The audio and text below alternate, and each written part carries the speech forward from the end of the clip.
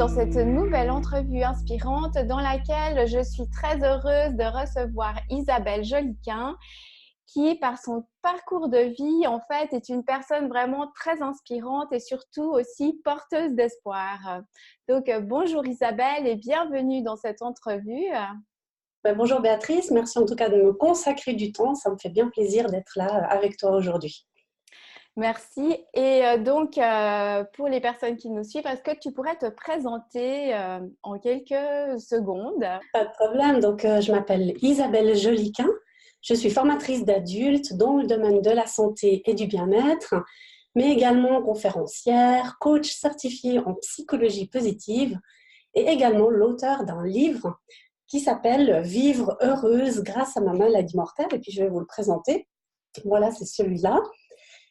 Et pourquoi maladie mortelle? On me pose souvent la question, mais c'est vrai que ça fait un peu cru Oui, comme ça fait titre. une phrase choc comme ça, oui. Mhm. Exactement, mais j'ai voulu justement euh, interpeller les gens avec ce titre-là, parce qu'en fait, moi, je suis atteinte d'une maladie mortelle qui est aujourd'hui incurable et qui s'appelle la mucoviscidose ou alors fibrose kystique. Donc aujourd'hui, je respire qu'à 48%.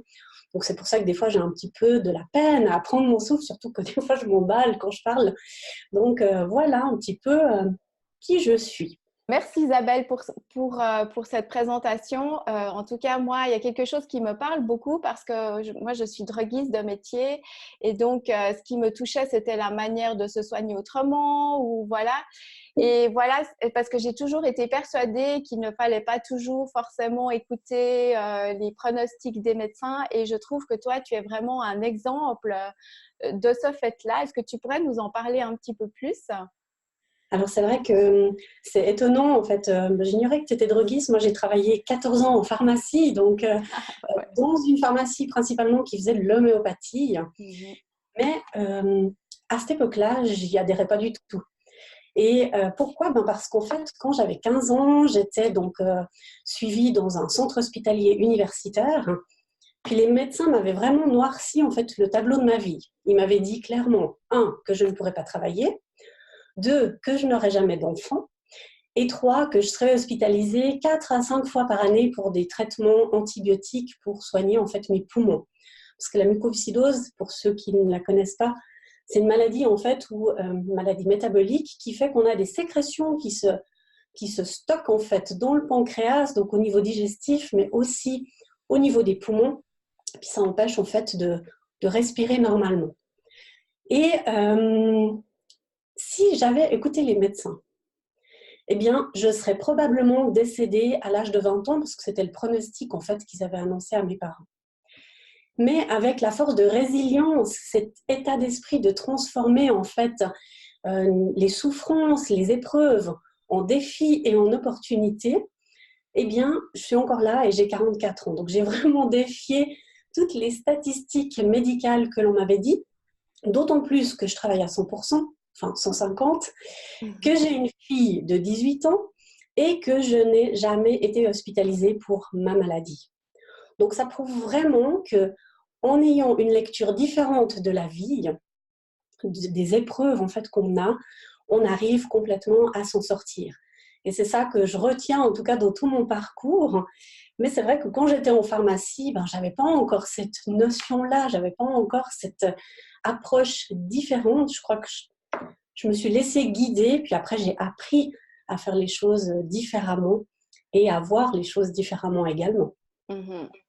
En tout cas, oui, je trouve vraiment ton parcours super inspirant et c'est vraiment, vraiment un beau message d'espoir qui doit vraiment toucher un maximum de gens. C'est ce que je ressens en tout cas. Et donc, eh bien, j'aimerais te poser une question.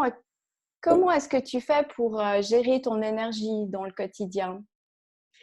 Mon énergie, en fait, elle passe par plusieurs choses. Déjà, je crois qu'il faut bien s'alimenter. Parce que je me rends compte, en tout cas, me concernant, si je me nourris mal, ça peut être avec des plats préparés ou bien des plats trop riches en sucre, en glucides, etc. Je vais avoir vraiment un manque d'énergie. Donc, en fait, toute mon énergie du matin, elle va complètement chuter.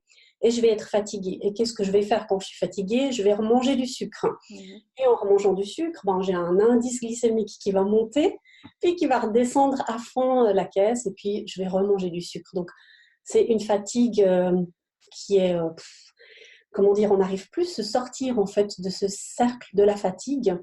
Et donc, manger sainement permet d'avoir un bon taux d'énergie. Ensuite, il y a une deuxième chose, et ça, je pense que souvent les gens l'oublient, c'est le sommeil.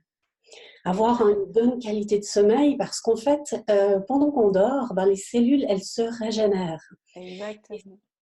Et voilà, le problème, c'est que les gens, ils veulent faire 1000 activités, ils vont se coucher tard, ils se lèvent tôt, et finalement, voilà, ça empiète en fait sur la santé. Donc, je dirais que ce sont les deux facteurs qui me permettent vraiment de garder l'énergie au maximum, et ceci toute la journée. Merci beaucoup. Donc, en fait, oui, c'est des choses simples, une bonne hygiène de vie, en fait, j'ai envie de dire. Oui, ouais, ça résume, effectivement. Exactement. Et donc, quel est ton regard sur la santé en général, sur notre système de santé, sur la manière d'aborder la santé? Je dirais que je vais peut-être prendre la phrase en fait qu'un philosophe grec disait, c'est Platon, qui disait les maux du corps, donc M-A-U-X, les maux, les douleurs, les maux du corps sont les maux, M-O-T-S, de l'âme. Ainsi, on ne doit pas chercher à guérir seulement le corps sans guérir l'âme. Et je crois que ça résume vraiment tout ce que je crois aujourd'hui pour soigner des maladies. Mais nos médecins actuels, et ils sont vraiment précieux, nos médecins, parce qu'ils ont la science de l'anatomie et de l'arrivée des maladies physiques, mais ils n'ont pas le temps, souvent, malheureusement, en tout cas en Suisse, avec notre système de tarification, de s'occuper aussi de l'aspect métaphysique, psychosomatique, en fait, de l'arrivée de la maladie. Donc, je pense qu'il y a deux choses que la personne malade doit faire. C'est suivre les recommandations de son médecin quand même pour pouvoir traiter les symptômes, mais aussi peut-être faire quelque chose en parallèle pour guérir justement ces blessures de l'âme, ces blessures émotionnelles que l'on a en nous et qui permettront d'arriver à une guérison plus rapide. Donc, on dirait une prise en charge plus holistique, en fait, voilà, que les gens se tournent vers une prise en charge plus globale, en fait, de l'être humain. Exactement. Je dirais que c'est vraiment deux faces et il faut qu'elles soient complémentaires, en fait. Exactement. Et donc, pour poursuivre dans ce propos, quel serait ton message pour les personnes qui rencontrent, en fait, un problème de santé? C'est de vivre pleinement chaque jour. Ça peut paraître tout simple, mais je pense qu'en s'écoutant, en vivant vraiment comme si c'était notre dernière journée, eh bien, on a une lecture différente de la vie et de notre quotidien.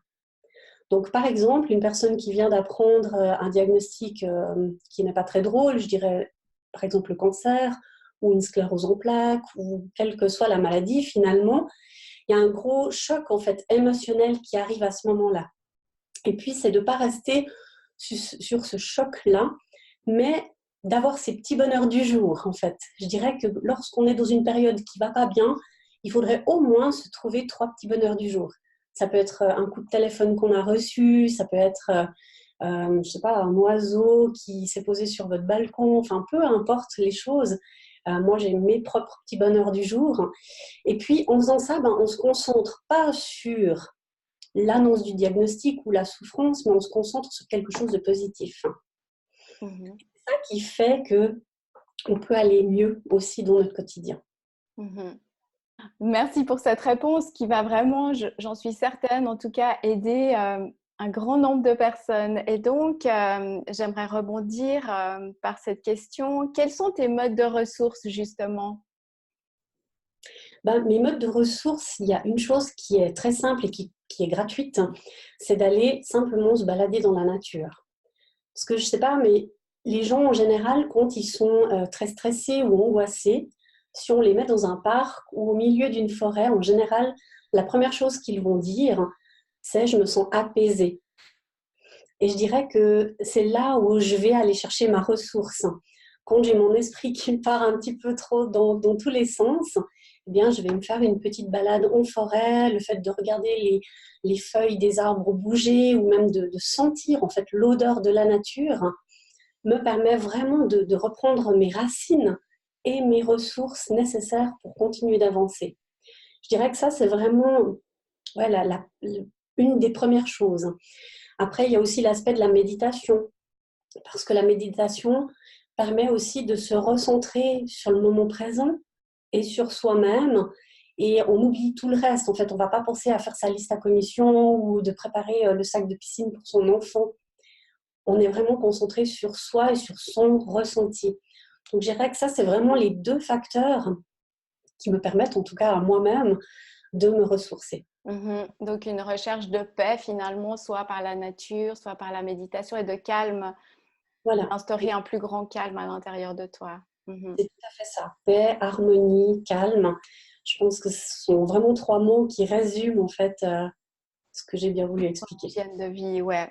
Et donc, quel est ton premier geste du matin? Qu'est-ce que tu fais le matin quand tu te lèves? Ah, ça va peut-être te paraître un peu particulier, mais je remercie simplement de pouvoir vivre encore une journée supplémentaire. C'est la première chose parce que finalement, on respire tous de façon autonome. Donc, on n'a pas besoin de se dire qu'il faut inspirer, il faut expirer ou bien de faire fonctionner notre cœur. Hein, ça se fait de manière autonome. Mais pour moi, chaque fois que le réveil sonne, ou même que je me réveille au bruit des oiseaux ces jours-ci parce qu'il fait jour très tôt, ben, la première chose que je fais, c'est que je remercie, alors je ne sais pas qui, mais je remercie quelqu'un en tout cas, d'être encore en vie et de pouvoir vivre encore une journée supplémentaire. Et pour moi, ça, c'est un cadeau chaque jour. Magnifique. Donc, la gratitude, en fait. Tu es dans la gratitude. C'est ça.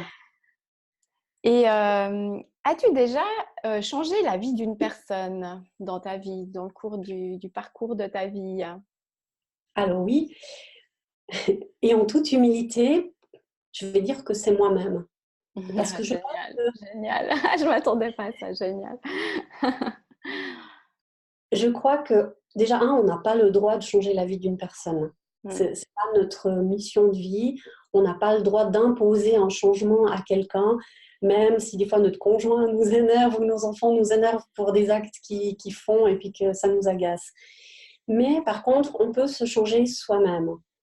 Et je me suis changée moi-même, je dirais, l'année charnière, ça a été 2004. C'est là où j'ai pris conscience du véritable mot amour. C'est tout bête, hein, c'est un thérapeute qui m'a dit Isabelle, c'est quoi pour toi le mot amour? Et en fait, j'étais tellement surprise par sa question, je ne savais même pas la définition en fait du mot amour. Et j'en ai pleuré pendant 2 heures en rentrant chez moi, et j'ai dû ouvrir un dictionnaire pour trouver la véritable définition de ce mot-là. Et ça a été pour moi l'élément charnière qui a fait que j'ai opéré un changement en moi. Parce que la mucoviscidose, si on regarde l'effet métaphysique ou psychosomatique, c'est quelqu'un qui est très rigide dans ses pensées et perfectionniste. Et j'étais très rigide et perfectionniste avant. Et du fait de m'octroyer l'amour de moi, à moi, si on veut, Oui, c'est ça. eh bien, ça a complètement changé ma vision de la vie, ma vision des gens.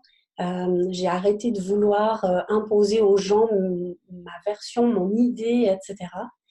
Mais de m'octroyer du temps pour moi. Et c'était purement égoïste. Mais finalement, je crois que ça m'a sauvé de bien, bien des choses. Et donc, le plus gros changement, ben voilà, c'est opéré chez moi à partir de 2015. En te choisissant finalement et en te mettant en priorité dans ta vie.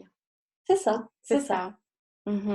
Et je pense qu'en se choisissant et en se mettant en priorité, après, on peut donner encore beaucoup plus aux autres. Et moi, c'est ce que j'aime. On doit faire le plein chez soi finalement pour pouvoir après le diffuser autour de soi. C'est ça. Parce que si nous, on est vide d'essence pure, ben, on ne peut pas donner aux autres. C'est impossible. Ou alors, ce ne sera pas de la bonne manière. Ouais. Et le fait de se donner de l'amour à soi permet aussi après d'en distribuer aux autres, mais sans rien attendre en retour.